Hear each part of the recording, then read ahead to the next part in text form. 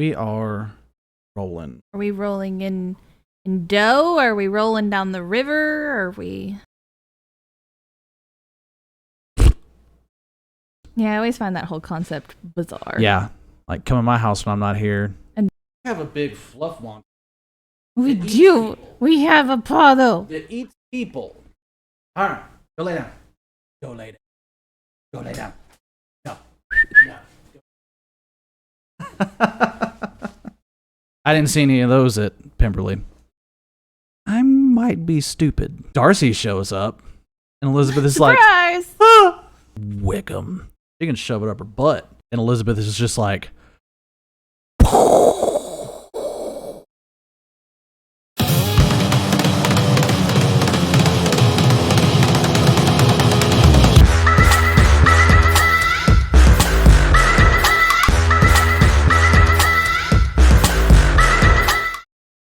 Hi. I'm Hawk, not Hartlee.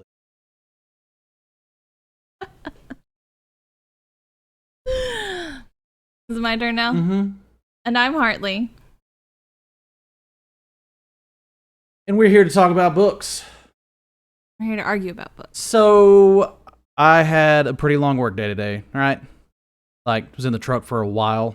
Yes. And I had enough time to listen to Pride and Prejudice beginning to end today.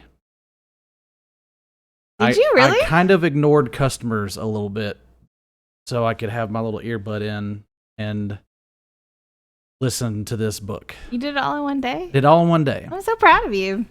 I I don't even have a snotty comment for that. Okay. So the last 2 times we have recorded, it's been on The Eye of the World, which I have read many, many, many times, and I have to kind of keep my mouth shut a little bit, even though you did kind of trick me into saying things in that first video. Sorry, But, not sorry. yeah, I've had to surrender. I've had to give control. Like, even though I tend to guide the argument, prompt you with what was your favorite, what was your least favorite, and all of that. Today, you wear those boots. Your carefully constructed image of Mr. Nice Guy? Yeah, it's gonna be gone. Oh, I'm here to get some of my own back today. You're gonna reveal your true personality. I'm here to get some of my own back. See, they think I've just been sitting over here throwing things at you for no reason, but really, I've earned every one of those. right. What they don't realize is we've been friends for so long, I can make a comment that's like this big. Anyone that's been around us long enough knows that I took a needle and just jabbed it right into the I want to kill Hawk place. Yeah. So Sometimes your eyes just do this squinchy thing, and I know what you're thinking, and it deserves a smacking. But well, I will not say that my punishment is undeserved. But today, we're here to talk about Pride and Prejudice. I'm so excited. So excited. So excited. So excited. So You want to do a synopsis? I'll do a brief synopsis. It's basically male and female dynamics, but in 18th century Regency England. Written phenomenally. That's my job.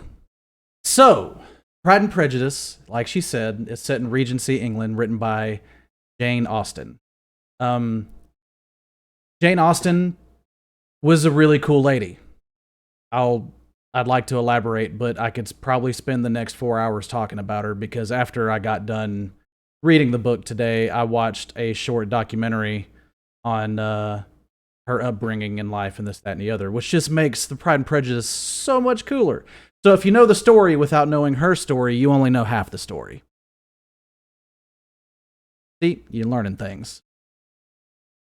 You're learning things. Tell me what you think of the prose then, first of all. The prose.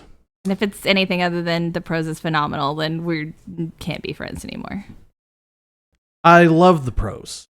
I absolutely love the way the book is written.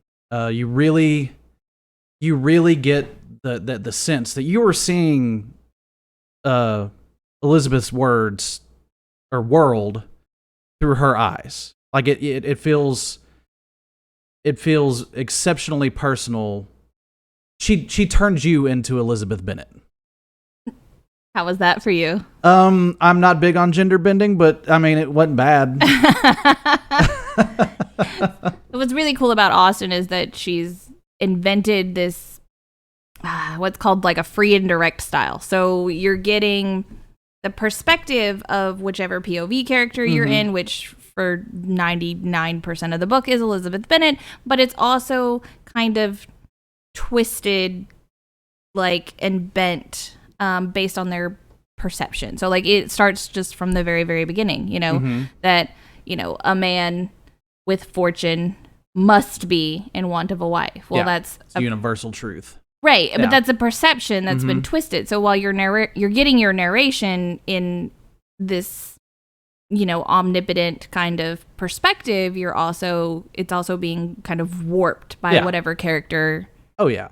Like you said, you know, for 90% of the book, it's Elizabeth you're getting the perspective from. Going through that documentary afterwards and just kind of listening to who Jane Austen was, and then, like, it's got me kind of excited to read more Austen, which I'm pretty sure is exactly, look at the smile on that face, is exactly what you wanted to happen. My evil master plan has worked. Mwahaha. So I liked the fact that this novel engaged more of my brain, because you had to pay attention to the words, because one, definitions have changed over time.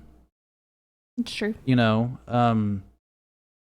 I'll just say that pleasant intercourse now is not what pleasant intercourse back then was, for an example.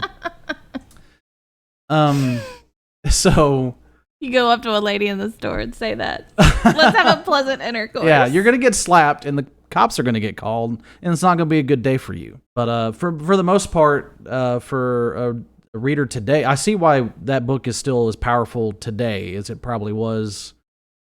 You know, it's a social commentary, and I don't think people are still people. If that makes sense. If you could update, I think it has been. There's been a million adaptations of Pride and Prejudice. Oh yeah. So you can take Bridget Jones's Diary. Yeah, Bridget Jones's Diary. That's right. So you can take the same storyline and kind of push it into a different time or perspective, and you're still going to come out with the same results because people are still people. People are still people. You're not wrong. Speaking of people, who is your favorite character? I will get to that. You're going to get to that? I will get to that. Then fine, tell me about the characters overall. One, everyone was believable. You know, I feel like you've met, even though we aren't landed gentry, like we've met most of the people that are in this book. Right. You know what I'm saying? But I will say Elizabeth Bennet is a woman after my own heart. And you're not going to like the reason why. I'm not going to like the reason why, but you like her, so... Because if you tell me you like her because she's played by Keira Knightley in the movie, I'm going to chunk something at you. I am not going to say that I just like her because she's played by Keira Knightley in the movie. You have to have like a book reason for... I do have a book reason. All right. So, when you meet Elizabeth Bennet, she's this willful, intelligent young woman. Do you feel like a willful, intelligent young woman? A little bit today. But her emotions never outweighed her logic at the beginning. She was kind of like, ew, gross feelings. Oh. Let's just move that out of the way. Did you see that guy? Like, did you hear what he said to his mother? Like, you didn't, not that, but it was kind of like that. Like, go to church now here in the South, and, you know, Mr. Gorgeous will come walking by, and you'll just kind of like stare at him, or Miss Gorgeous, whoever works for you, comes walking by, and you'll stare at him, and never fails. There'll be a gaggle of ladies right behind you, be like, "Did you hear about what he said to his mama?" And then they relate it because they're ladies in a church in the South. Yeah. And it's never pleasant. It's funny. And Elizabeth would hear that and go, "Oh, yeah." You know, it's funny how similar ladies in the South are to ladies in 18th century Regency England. I know plenty plenty of Miss Bennet's. Yep. And Lady Lucas's. Yep. And I love them. I love them dearly. But Bless your heart. Elizabeth had to grow. She didn't stay like that. She you know, her logic always drove her decision making, which is something that be still my beating heart. Elizabeth never let her decision making move too far past her logic. You know? Even when she starts to see Darcy as more than just a dour jackass that, you know, is mean to people, too proud, she starts seeing what the man's actually capable of and how the man actually operates and what the man's willing to do to do what's morally right. All those are logical decisions that make her fall in love with him. You're legitimately trying to say that she makes only logical decisions? No. Sometimes her logical decisions get her. Sometimes logic's not the right way to go, and I'm saying that once in my entire life. No. Sometimes logic's not the right way to go, and I'm saying that once in my entire life. No. Sometimes logic's not the right way to go, and I'm saying that once in my entire life. No. Okay, let's be clear. Darcy is mean to her. Yes. And Wickham's nice to her. Yes. And then when Wickham tells her that he's a horrible person, she just goes, okay. Yeah. That's not logical. It is logical. It's not logical. It is logical. Her emotions got in the way of the logic, but it's logical. She sees somebody that she knows she doesn't like from the little bit of perspective that you get. And she sees somebody that pulls the wool over her eyes, and she's like, why can't Mr. Darcy be more like Mr. Wickham? Had that thought a couple times. Because she already liked him. And she already liked him. But she went, I don't like this person. I like this person. When this person tells me this person did this bad thing to this other person, you're logically going to be more inclined to believe the person that you have a favorable opinion about. But if she had looked past her hurt feelings, she would have seen that he was just antisocial, not actually like hateful. Well, honestly, I don't think Elizabeth is ever going to have a favorable opinion of Darcy without seeing all the other stuff.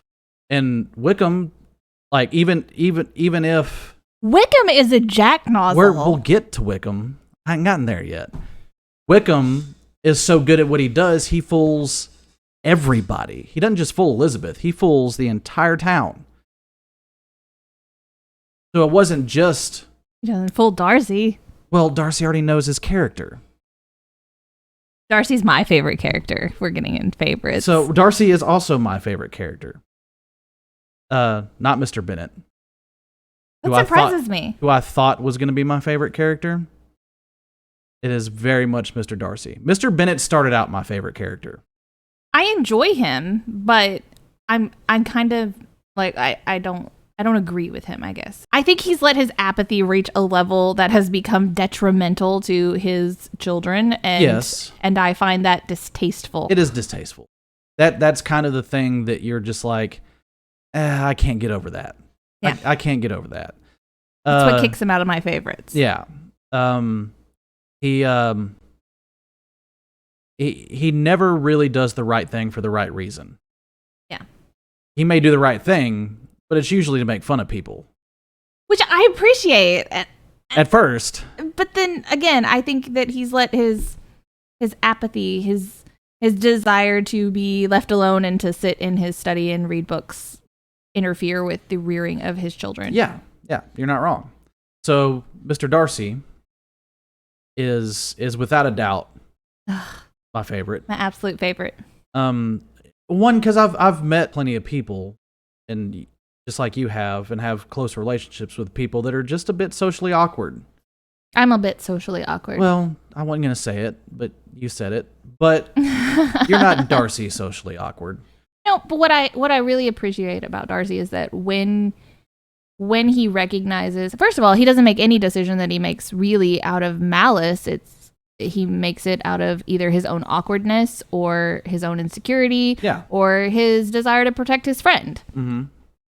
So there's really no maliciousness behind any of his actions. But when he recognizes that there's a flaw or a fault, and then he works for the entire book to correct those flaws. Yeah, absolutely. Like, how can you not love someone like that? Oh, yeah. Yeah, like Darcy is also a unicorn. A literary unicorn. Yeah.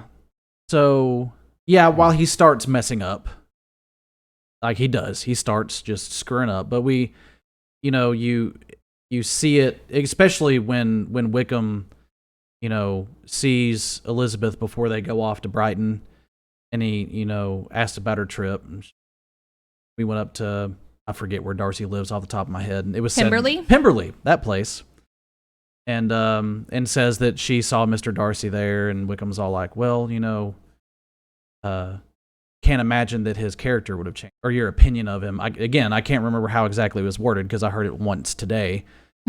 But she basically looks at him and goes like, oh no, like now that I've known him a little bit more and know why he does the things he does, and I've seen a little bit more of the truth behind the man, I can say that, I judged Darcy wrong.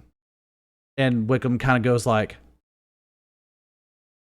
crap. This isn't going to work. Yeah. So, but yeah, least favorite characters, since we're talking about Wickham. He's a jacknozzle. Oh, Wickham.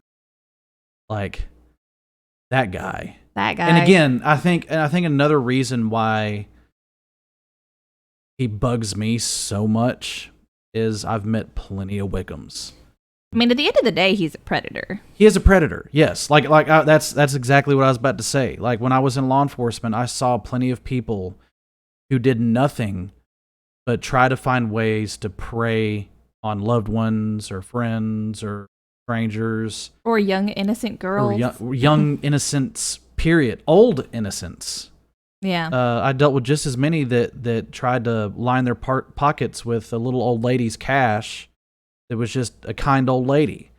And I see that, and I have a little bit of a visceral reaction to it. I won't lie to you and say if I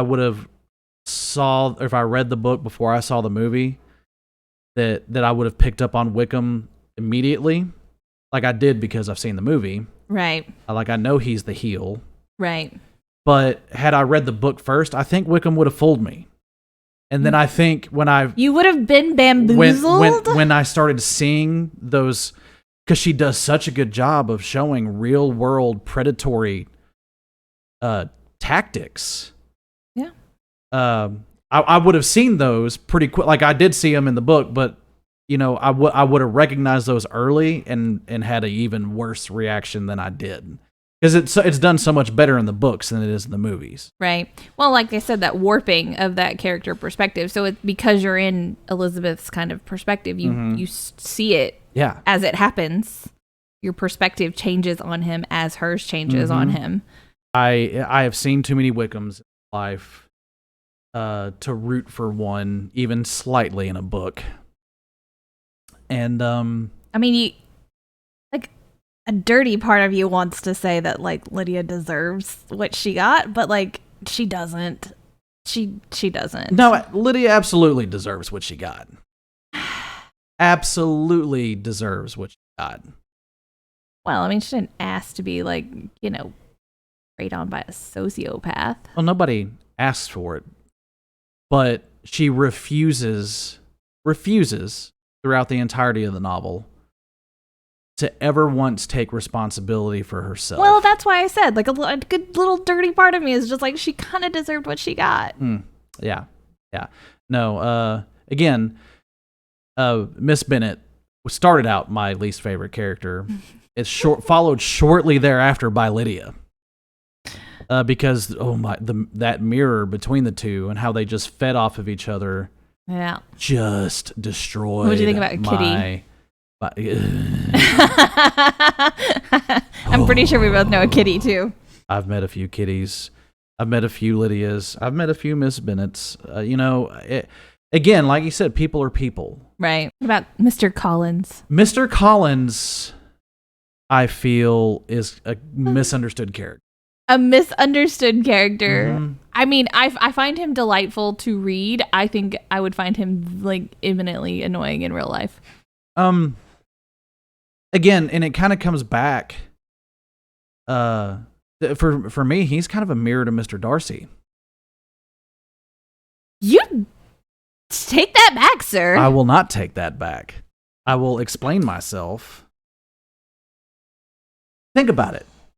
They're both. I don't want to think about it. Collins is Darcy. I did not say Collins is Darcy. You said he was a mirror for Darcy. I said he's a mirror for Darcy. You can say he's a foil for Darcy if you'd like. He's not even a foil for Darcy. Wickham's the foil for Darcy. Fitzwilliam's more of a foil for Darcy than Collins is. Would you allow me to explain? I don't know. Are you going to say more things I don't like? Probably. Fine. So, they're both socially awkward. They both don't quite know when to speak or when not to speak. Their words get them in trouble. The difference is Darcy, being that he was brought up exceptionally well by an extremely loving father by all measures that we got, and through the benefit of having a higher level of intercourse and correspondence and friends, kind of gets, I'm not going to say a silver spoon because that's just gross, but he kind of has the benefit of his money making him a little bit more understandable. And then, because you see with Bingley, especially, that Bingley stuck in there long enough to kind of really sift through Darcy's bullshit and see the man that was really back there and decide that's the kind of man that I need to have as a friend.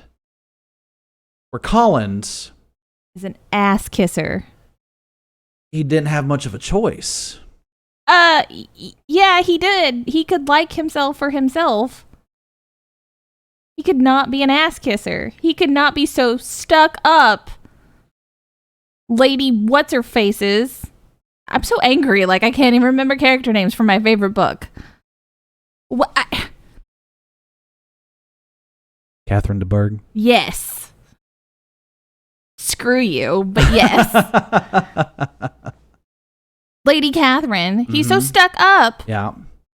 Her petticoats. I won't argue He can't see the sunshine. I won't argue that. And he picked a woman, not that he had any affection for, but that he picked a woman because Catherine said he needed to get married. Well, and that was the socially expected thing to do. Right, but there's a lack of integrity in that decision. True. That Darcy would not have made.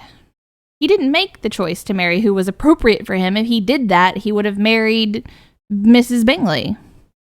Miss Bingley. Sorry. If he did that, he'd have married his cousin. What?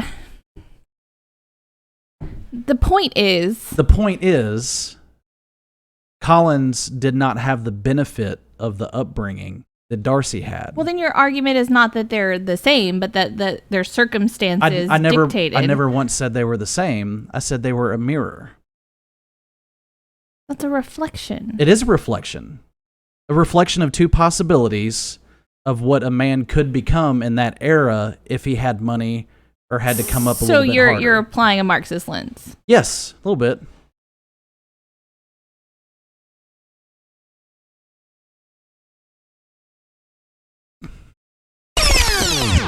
His actions almost completely mirror Darcy's the entire book.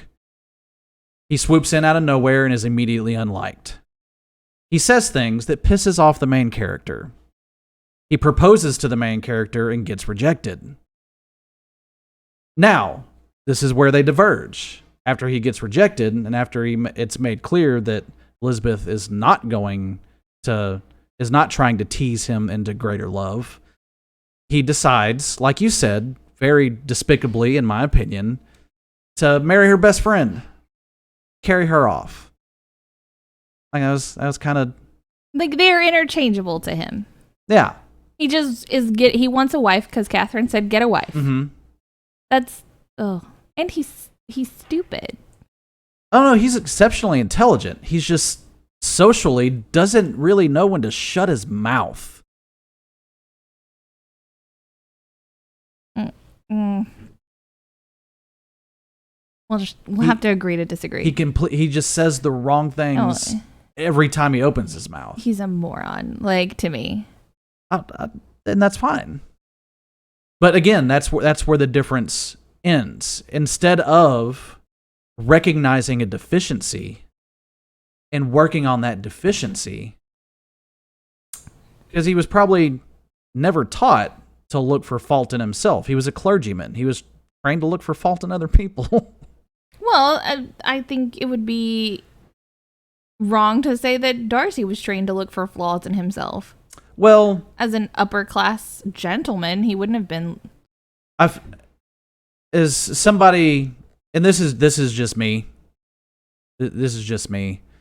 If I had that much land and that much responsibility, the easiest way to affect change is to change yourself, and that trickles down. You have character. Darcy has character. Do you? I see that. And again, like I said, that's where the paths diverge for me. After that, you get a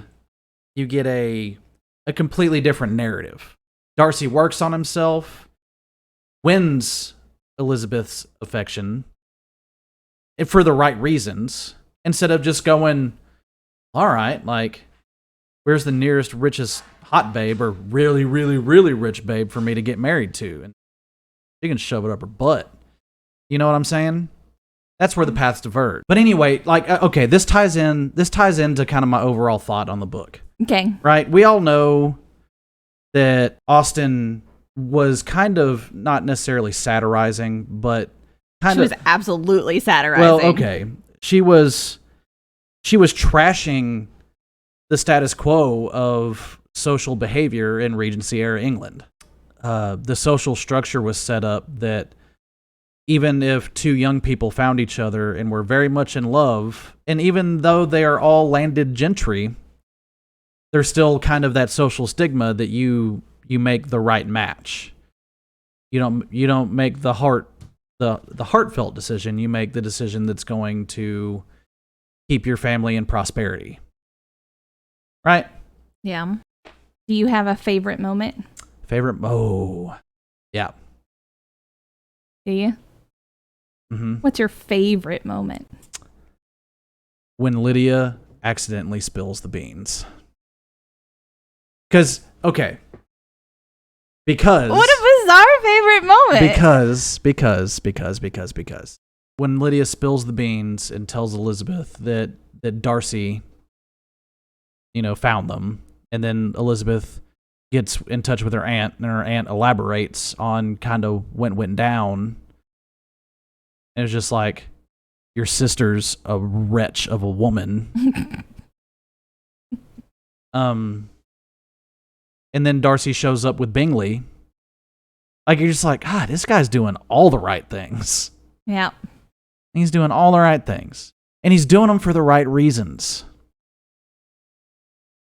So, yeah, when that eye-opener, because it just stops Elizabeth smacking her tracks. She just like, explain please, now does not compute now. System reboot in 25 seconds. Okay. So, I don't know. It's still a strange favorite moment for me. I have two, and neither of them are that. I really like it. When someone gets what's coming to them in a positive way. Now, don't get me wrong. With some characters, you like it when they get what's coming to them in a very negative way. But when it's your protagonist and you like her, and and you want her to be with Mr. Darcy. Yeah. And she's got all this like, but, Mr. Darcy, what? What's funny is my favorite moment, is my favorite moment for the same reason that this moment is your favorite moment. Okay. Even though it's a different moment. So mine is like a multitude. It's kind of like a hodgepodge of scenes after this. When she actually accepts Darcy, and then she has to go and tell her sister and her mom and her dad. And they're like, just quit lying. And they're like, what, you hate him? That joke's not funny, Elizabeth. Yeah, like, you hate him. He's so taciturn. Why would you pick him? Like, you don't like him. Like, and she's just like, no, I like him. I love him. I promise you I do. I promise you. Like, he's not what you think he is.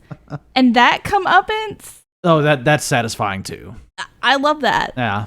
That's my favorite. Oh, yeah. So that scene and when she tells Lady Catherine off when she comes to visit are my... Oh, yeah, that's a good one. Those are my two favorites. That's a good one. Like, even her, still kind of sitting in her wrongness, like when Catherine storms in, she's just like, get out. Yeah. Yeah, I've heard enough of your bullshit today. Yeah, get wrecked, lady. That's the way that you go to leave. Please. Yeah. Do so. That's my favorite. Yeah, I can't disagree with you there. But see, my two favorites, it's because people are getting their comeuppance, one in a positive way and one in a negative way. Mm-hmm. It's for the same reason you like yours. So, overall thoughts. Yeah. Yeah. Trash. No. This is my favorite book. It's a great book. It's a great book. I really can't complain at all having read it. I'll do you one further. I stopped on the way home. Stopped on the way home. And bought your own coffee?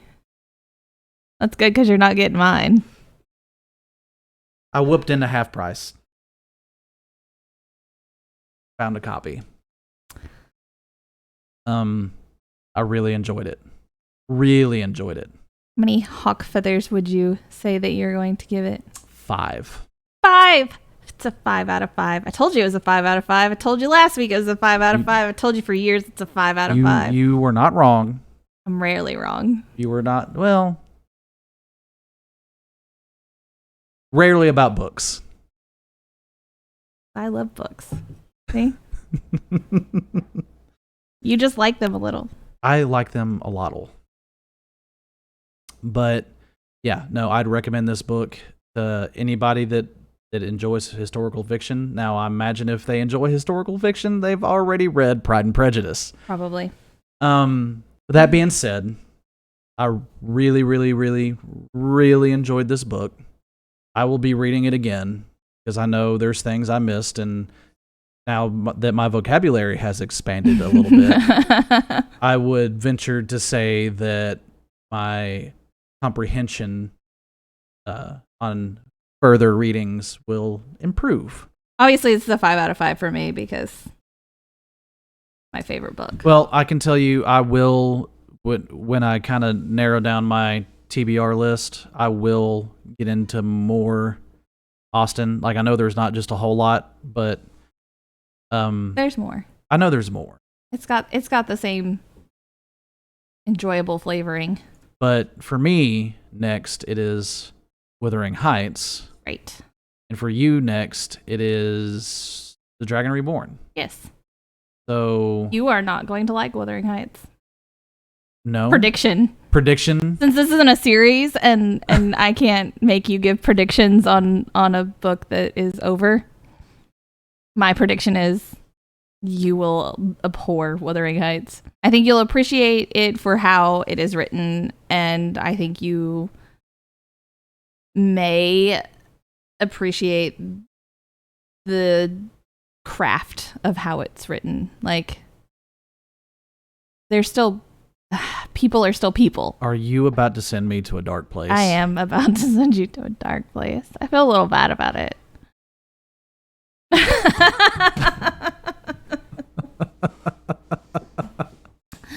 I deserved that. So I'll guess I'll get to that soon.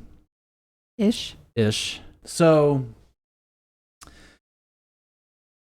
until next time, Yeah, keep reading. keep reading. Would you recommend it to a man? Yes. Yeah.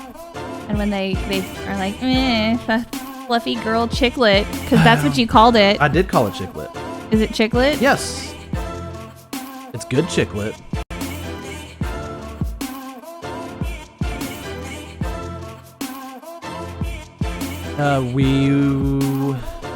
Words. Of meaning. Words mean things. They do. Just like doors or openings into other rooms. And walls are opaque assholes. Walls are opaque assholes. Anyway.